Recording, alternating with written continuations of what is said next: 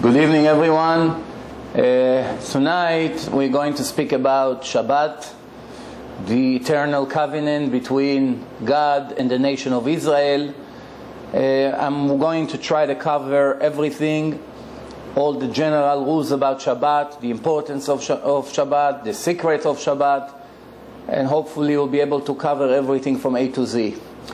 When we review the world today, we have 13.2 million Jews. And we don't know exactly the numbers, but it seems to be that between 70 and 80% of the Jews in the world are not aware of Shabbat. They don't observe the Shabbat. And the Shabbat basically means almost nothing to most of them. And the main question that we have to ask ourselves today, why?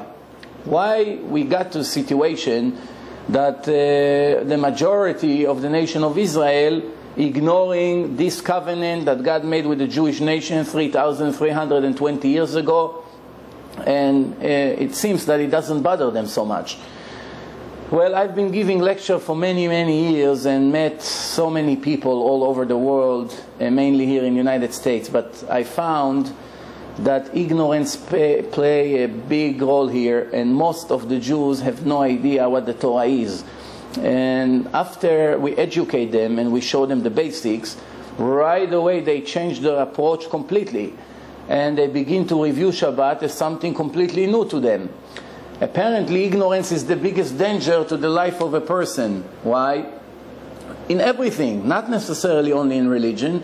Because when a person doesn't know certain things, it can cost him time and money and health, and all kinds of tragedies can come just because he didn't know the details. So obviously the most important thing is to be educated. When we review the Torah, we see that when Hashem gave the Torah to the Jews in front of millions of witnesses, it's different than all the other religions and cults. We have today more than 80,000 religions and cults in the world. They all claim they have the truth, but there is one main difference between Judaism to all the others. All the other religions include Christianity, Islam, Hinduism, Buddhism, etc. All of them were started with a story of one person that never brought any witnesses. He could not prove anything. It was either you believe him or not. Right away, 50% doubt. Later, when we review their books, we find so many mistakes that leaves no doubt that this book is not divine. It's people like me and you wrote it. And obviously, it doesn't pay so much to invest in it, knowing that just another individual wrote it. The difference between Judaism and them is that the Jews received the Torah in front of millions of witnesses. The Christians, the Muslims, they are not denying the fact that the Jews received the Torah in Mount Sinai in front of millions of people. And actually, when God spoke, He spoke to Moshe the first two commandments. I am your God that took you out of Egypt. You should not have any other God. Everybody heard. So that means for the first and last time in history, an audience, a large audience, heard the voice of God speaking to an individual. He nominated Moshe to be the prophet, the head prophet from all the other prophets that came after. And as you can see, when God came to Moshe and sent him to the mission, he actually refused. He said, no, they won't believe me. Nobody will believe that God spoke to me. And the answer of God was to him, actually, I'm going to speak to you in the mountain in front of everyone, and only after that they believe in you for eternity. And that's exactly what happened throughout history.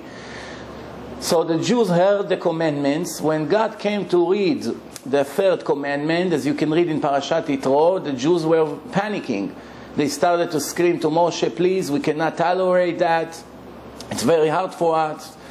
Go and speak to God. Everything He's going to tell you, we are going to listen. And Moshe answered, don't be afraid. God is not here to harm you in any way.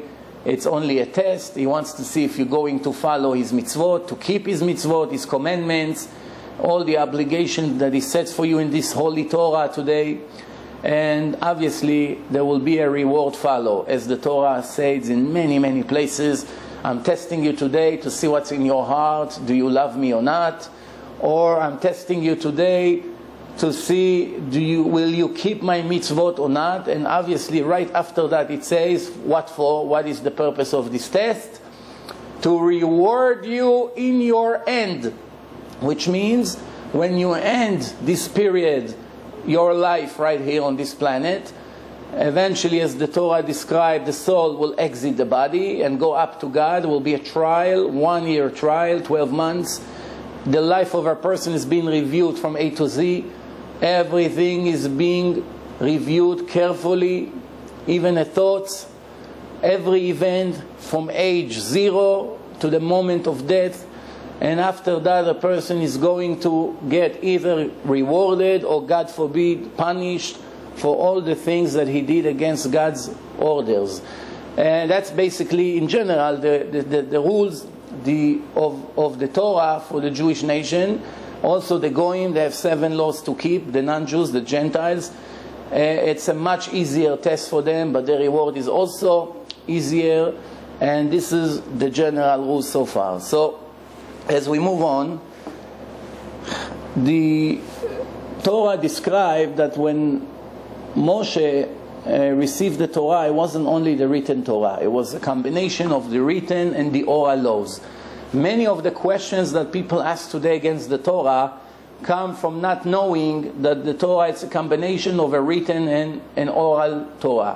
What does it mean, an oral law? God did not want all his information to be in one book, because then everybody can just follow it and become a Jew, even though he never converted. It will be impossible to know who is a real Jew and who is not. Therefore, he separated between the general rules, the names of the 613 laws, to the instructions how to follow these laws. It's impossible to practice one commandment in a Torah, one mitzvah in a Torah, without reviewing the oral laws carefully. Impossible. Why? Because all the instructions how to do it were given to Moshe separately, verbally, and as he came down from the mountain, it described right the next day after Yom Kippur, he started to teach the people the laws. He was practicing law, he was a judge, as you can see in the Torah. Inside the Torah it says, these are the Torahs, plural, with S, that I gave Moshe, which means more than one, and we know it's the written and the oral. Also, in some places in the Torah it's mentioned that God is asking Moshe to do something, and he says, as I showed you in the mountain, which means there are extra information that are not appearing in a book, and that obviously was given separately. It's impossible to think, using common sense, that God gave Moshe a Torah with a list of 613 laws, which, by the way, the reason why it's such a number, 613, because the body of a person is a combination of 248 organs, 365 ligaments, which is together 613 parts altogether. And if you review the Torah, you find that the Torah has 248 positive commandments, which means you have to do something to fulfill your obligation. And there are 365 ligaments, which it's actually 365 restrictions in the Torah, which means every commandment, positive commandments, is connect to a positive mitzvah and to an organ in a body, and every restriction is connected to a ligament. Altogether 613. It's impossible to think that God gave such a Torah with a list of 613 laws, and in many of them it's subject to a penalty or to a punishment if a person is going to violate those rules. And never God ever explained how to do the mitzvot. Where is the logic? Even a person today, when he give a list of instruction or he give a book of instruction, Torah in Hebrew means instructions, ora'ah.